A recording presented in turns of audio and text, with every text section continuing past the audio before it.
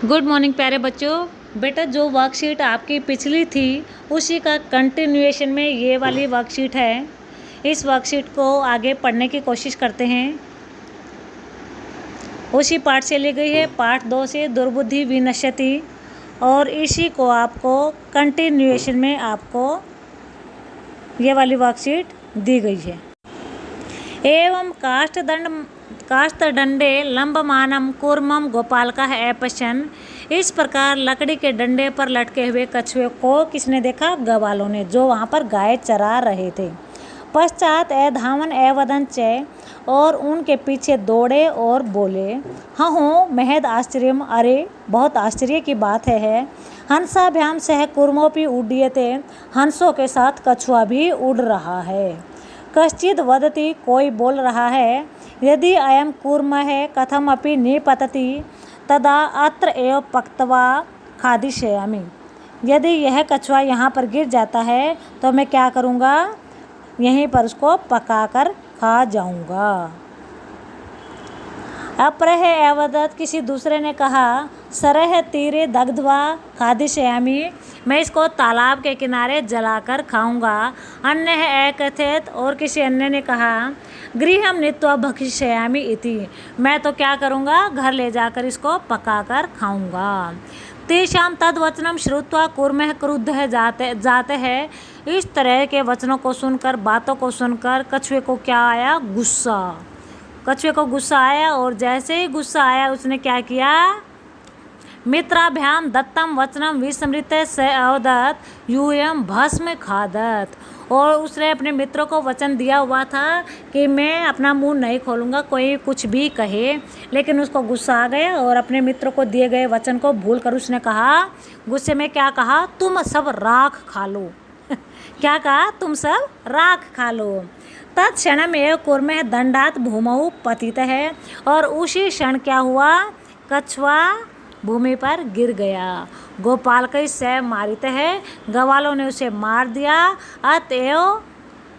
अतएव उक्तम, इसलिए कहा गया है, सुहृदाम हित कामानां वाक्यम यो न अभिनंदति, जो आपके मित्र हैं, जो आपके हित चाहने वाले हैं, अगर हम उनकी बात नहीं मानते हैं, स कूर्म इव दुर्बुद्धि काष्ठात् भ्रष्टो विनश्यति, वह कछुए की तरह दुर्बुद्धि वाले अर्थात बिना सोच विचारे काम करने वाले होकर नष्ट हो जाते हैं। इसलिए हमें अपने मित्रों की बात को मान लेना चाहिए।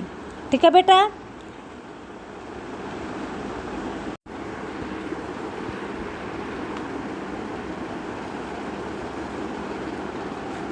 इस तरह से आगे है भाषा वार्ता, इसी वर्कशीट का आगे का पाठ में आए इन शब्दों पर ध्यान देंगे। देखो जो शब्द यहाँ पर दिए गए हैं वो सारे पाठ में आए हैं। खादिष्यामि, भक्षिष्यामि, ये दोनों भविष्य काल की क्रियाएं हैं। भविष्य काल यानी फ्यूचर टेंस। ठीक है?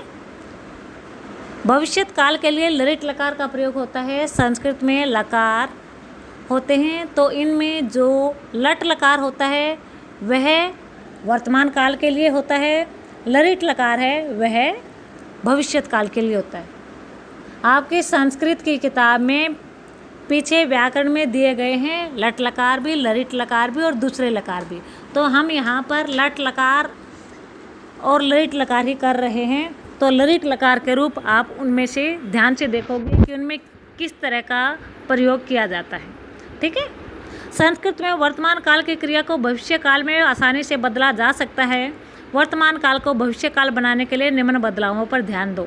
देखो बेटा, जो इन्होंने रेड पेन से दिखा रखे हैं वो वाला लट लकार की पहचान है, और जो लरित लकार है वो भी रेड पेन से ही दिखा रखे हैं। अभी जैसे हम इसको देखते हैं, इसमें जैसे ये है पठती, ती से अंदाज़ा हो जाता है कि ये वाला जो शब्द है, ये क्रिया है, ये किस काल की है? लट लकार की। शयती रेड पेन से ही है, इससे शय ये लगने से हो जाता है लरित लकार यानी भविष्यत काल। ठीक है? इसी तरह से आगे है वदते है, तय जो है ये वाला है लट लकार का रूप, और ये वाला है लरित लकार का। इसी तरह से ये है, ये है। खादन्ति खादिष्यन्ति, धावसि धाविष्यसि, चलतः चलिष्यतः, पततः पतिष्यतः। ठीक है, आप जरा इन शब्दों पर ध्यान दें।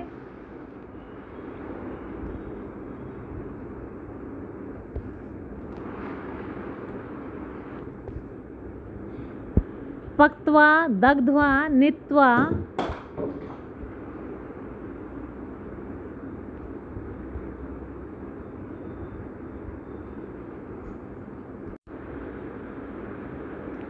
आप जरा इन शब्दों पर ध्यान दें। पक्त्वा, दग्ध्वा, नीत्वा, श्रुत्वा, इन सब में त्वा बाद में लगा हुआ है, वा।